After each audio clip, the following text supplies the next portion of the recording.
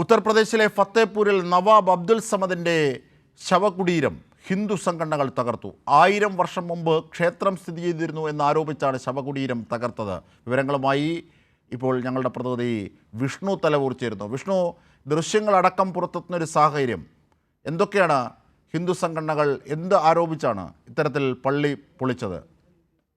അജിംഷാദ്, കഴിഞ്ഞ കുറച്ച് നാളുകളായി തന്നെ ഹിന്ദുത്വവാദികൾ അല്ലെങ്കിൽ പല സംഘപരിവാർ സംഘടനകളും ഈ അബ്ദുൽ സമദിൻ്റെ ടോംബ് അല്ലെങ്കിൽ ശവകുടീരം അവിടെ ക്ഷേത്രമുണ്ടായിരുന്നു, ശിവക്ഷേത്രം ഉണ്ടായിരുന്നു എന്നൊരു അവകാശവാദം കഴിഞ്ഞ കുറച്ച് നാളുകളായി തന്നെ ഉന്നയിച്ചിരുന്നു. കഴിഞ്ഞ ദിവസം BJP ജില്ലാ പ്രസിഡന്റ്, ഫത്തേപൂർ ജില്ലാ പ്രസിഡന്റും ഇതേ ഒരു അവകാശവാദം മുന്നോട്ട് വെച്ചിരുന്നു. ഇവിടെ പൂജ നടത്തുമെന്നതടക്കമുള്ള ആഹ്വാനമുണ്ടായിരുന്നു. എന്തായാലും അതിൻ്റെ ഒരു അടിസ്ഥാനത്തിലാണ് ഇന്ന് നൂറുകണക്കിന് ഈ സംഘപരിവാർ പ്രവർത്തകർ, പ്രത്യേകിച്ച് ബജ്രംഗ് ദളിൻ്റെ ഉൾപ്പെടെയുള്ള പ്രവർത്തകർ ഇങ്ങോട്ടേക്ക് എത്തുകയും ഫത്തേപൂരിലെ നവാബ് അബ്ദുൽ സമദിൻ്റെ ശവകുടീരത്തിലേക്ക് എത്തുകയും അതിക്രമിച്ച് കടന്ന് അവിടെ പൂജ നടത്താനുള്ള ശ്രമം നടത്തിയത്. ഇതിൽ ശവകുടീരം തകർക്കുന്ന ചില ദൃശ്യങ്ങൾ കൂടി എന്തായാലും ഇപ്പോൾ പുറത്തു വന്നിട്ടുണ്ട്. സ്ഥലത്ത് വലിയ തോതിലുള്ള പോലീസ് സന്നാഹം കൂടി ഇപ്പോൾ വിന്യസിച്ചിട്ടുണ്ട്. അല്പം മുന്നേ ജില്ലാ മജിസ്ട്രേറ്റ് പറഞ്ഞിരിക്കുന്നത് ഇപ്പോഴത്തെ സാഹചര്യം അത് അണ്ടർ കൺട്രോളാണ് ഇപ്പോഴത്തെ സാഹചര്യം എന്ന് ജില്ലാ മജിസ്ട്രേറ്റ് അല്പം മുന്നേ പറയുകയും ചെയ്തു. എന്തായാലും വലിയ തലത്തിലുള്ള ഒരു ഭീഷണിയിലേക്ക് തന്നെയാണ്, ഒരു ക്രമസമാധാന പ്രശ്നത്തിലേക്കാണ് പോകുന്നത്. നമുക്ക് ദൃശ്യത്തിൽ കാണാവുന്നത് പോലെ തന്നെ ഇവരുടെ സംഘപരിവാർ സംഘടനകൾ അവരുടെ കാവിക്കൊടിയും അതോടൊപ്പം തന്നെ ആയുധങ്ങളുമായിട്ടാണ് ഈ അബ്ദുൽ സമദിൻ്റെ ശവകുടീരത്തിലേക്ക് ഇന്ന് അതിക്രമിച്ച് കടക്കുന്നത്. പ്രത്യേകിച്ച് ഇത്തരത്തിൽ വലിയ ക്രമസമാധാന ആ ശവകുടീരവും അതിനോട് ചേർന്നുള്ള പള്ളിയും പൊളിച്ചോ? പൊളിക്കുന്ന ദൃശ്യങ്ങളാണ് കാണുന്നത്.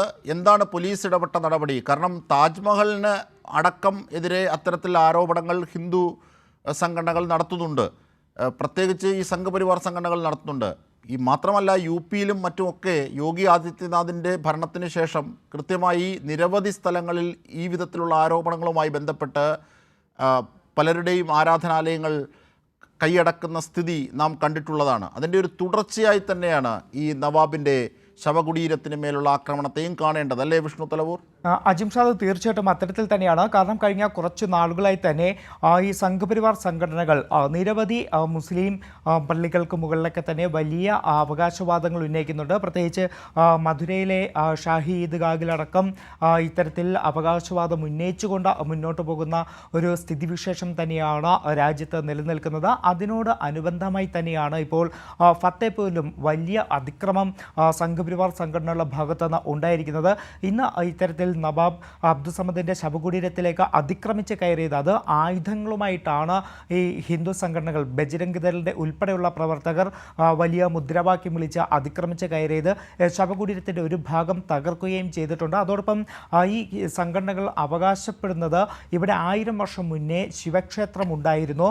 ഇതിൻ്റെ താഴികക്കുടത്തിലടക്കം തൃശ്ശൂരത്തിൻ്റെയും താമരയുടെയും ചിഹ്നങ്ങൾ ഇതിൻ്റെ താഴികക്കുടങ്ങളിൽ കാണാൻ കഴിയും. അതുകൊണ്ട് തന്നെ ഇവിടെ ഒരു ക്ഷേത്രം ഉണ്ടായിരുന്നു, ഇവിടെ പൂജ നടത്തണം എന്നതാണ് ഈ സംഘപരിവാർ സംഘടനകൾ അവരുടെ ആവശ്യം മുന്നോട്ട് വയ്ക്കുന്നത്. എന്തായാലും ഇത്തരത്തിൽ വലിയ പ്രശ്നങ്ങൾ ഉണ്ടാകുമെന്ന് അറിഞ്ഞിരുന്നിട്ട് പോലും കൃത്യമായിട്ടൊരു പോലീസ് വിന്യാസം പോലും ഇല്ലായിരുന്നു, പോലീസ് ഒരു സുരക്ഷ ഒരുക്കിയില്ല എന്നതുൾപ്പെടെയുള്ള ആക്ഷേപങ്ങളും ഈ ഘട്ടത്തിൽ ഉയർന്നു വരുന്നുണ്ട്. അജിംഷാദ്. ശരി, വിഷ്ണു തലവൂരാണ് ദൃശ്യങ്ങൾക്കൊപ്പമുള്ള വിവരങ്ങൾ നൽകിയത്.